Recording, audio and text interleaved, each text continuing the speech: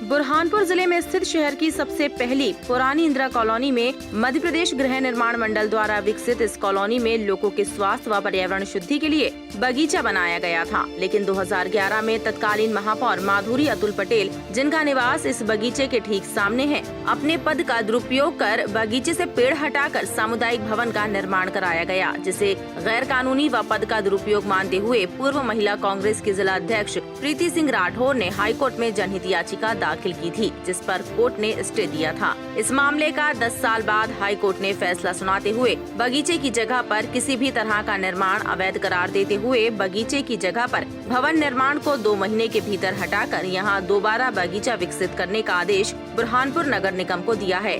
साथ ही कोर्ट के आदेश का पालन हो, इसका जिम्मा बुरहानपुर कलेक्टर को दिया है। याचिकाकर्ता कांग्रेस महिला नेत्री प्रीति सिंह राठौर ने कोर्ट के द्वारा दिए गए इस फैसले का स्वागत किया। उधर पूर्व महापौर माधुरी पटेल के पति अतुल पटेल ने भी कोर्ट के फैसले का स्वागत करते हुए ये तर्क दिया कि इंदिरा कॉलोनी में पानी की टंकी ढह जाने से वाचनालय व गरीब बच्चों के लिए स्कूल संचालित होती थी। उसके वैकल्पिक स्थान के लिए इस स्थान पर गरीब बच्चों की पढ़ाई के लिए भवन का निर्माण किया गया था।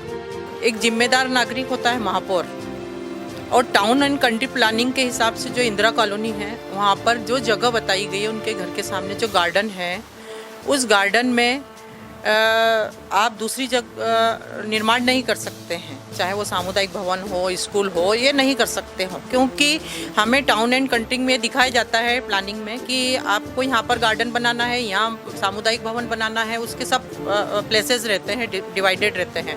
उस आधार पर वहाँ की जनता उस चीज़ को खरीदती है, उस प्लाट को खरीदती है। उसके बाद उन्होंने क्या किया कि अपने अधिकारों का दुरुपयोग करते हुए माननीय महापौर माधुरी पटेल जी ने उस गार्डन में सामुदायिक भवन का निर्माण शुरू किया। वहाँ पर कुछ प्लांट थे वहाँ पर नीलगिरी के, उनको भी हटवाया और उसके बाद वहाँ पर उन्होंने अपने घर के सामने एक शेड अपने पर्सनल प्राइवेट वाहनों के लिए वहाँ पे अतिक्रमण के दौर बोलना चाहिए वो किया और उसके बाद वहाँ के जो जनता है, वहाँ के आजू बाजू के सब लोग ने कहा कि देखिए ये गार्डन बच्चों के लिए है, न कि यहाँ पर सामुदायिक भवन बनाया जाए। और सामुदायिक भवन प्रस्तावित है जो यहाँ आज बन चुका है इंदिरा कॉलोनी में, तो वो जगह प्रस्तावित थी, तो इन्होंने अपने पद का दुरुपयोग करते हुए वहाँ पर सामुदायिक भवन बनवाया, जिसका हमने ऑब्जेक्शन लिया और माननीय कलेक्टर साहब को इंटीमेट किया। तो कलेक्टर साहब ने वो काम रुकवाया। उसके बाद उन्होंने फिर शुरुआत कर दी अपने पद का उल्लंघन करते हुए, अपने महापौर पद का। और हाईकोर्ट के वकील हमारे M.K. त्रिपाठी जी के सहयोग से हमने हाईकोर्ट से स्टे लाए, और स्टे लाने के बाद उन्होंने वहाँ पर तुरंत जो शेड था वो तुरंत माननीय न्यायालय के द्वारा हटाया गया वहाँ पर। और उसके बाद जो आज बना हुआ है सामुदायिक भवन, उसका आज डिसीजन 10 साल बाद आया है, जो कि काउंट एंड प्लानिंग में भी 101, 102 और 103 नंबर के जो भूमि थी वो भूमि विकास के समय उसको पार्क के लिए छोड़ी गई थी। पार्क छोड़े जाने के बाद उसका अन्य प्रकार से उपयोग पूर्णतः गैरकानूनी है। प्रीति सिंह भाभी ने आवाज़ उठाई और माननीय उच्च न्यायालय मेरे पास आई, मैंने उनको सलाह दी और माननीय उच्च न्यायालय में जो रिट पिटीशन लगाई, माननीय उच्च न्यायालय की डबल बेंच ने पूर्व में ये स्टे का आदेश किया था 2011 में। उस समय जो शेड बनाया था जो उन्होंने इनलीगल तरीके रास्ते पर, चूँकि रास्ता सरकारी है, उन्होंने अपना निजी उपयोग के लिए शेड बनाया था, उसको तोड़ने के आदेश तत्समय दिए गए थे और इस निर्माण को रोक दिया गया था। माननीय हाईकोर्ट ने सर्वोच्च न्यायालय के और विभिन्न उच्च न्यायालयों के न्याय दृष्टांतों को इस फैसले में आधार लिया है और इसमें सबसे महत्वपूर्ण मामला जो बेंगलोर का है उसको बड़ा हाईलाइट किया है कि ऐसे लोगों को बख्शा नहीं जाना चाहिए, क्योंकि सुरक्षित स्थान यदि पार्क के लिए है तो आज लोगों के जीवन स्वास्थ्य का भी संबंध रहता है। हर कॉलोनी में, हर शहर में पार्कों का रहना बहुत आवश्यक है।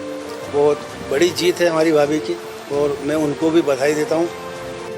जिनका सामने उनके मकान है उनसे 10% बेस्ट लोकेशन के नाम से अन्य मकानों से ज़्यादा पैसे मध्य प्रदेश गृह निर्माण मंडल ने लिए थे। लेकिन चूंकि आजू बाजू रहने वाले जिनके घर के सामने गार्डन में सामुदायिक भवन बना है, उन्हें किसी तरह की कोई आपत्ति भी नहीं थी, जबकि आपत्ति 10% ज़्यादा देने वाले के लोगों को होना चाहिए।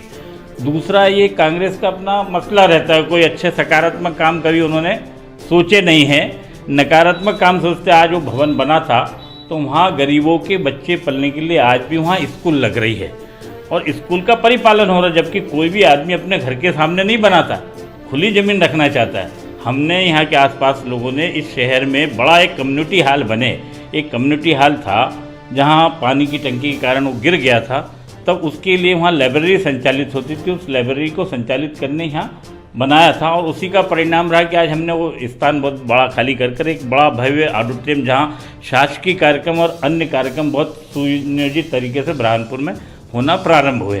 वो तो न्यायालय तो सबके लिए मान्य, ठीक है, कोई बात नहीं, माननी चाहिए, कोर्ट न्यायालय अपनी जगह। आपको स्टे लेके लिए आएंगे?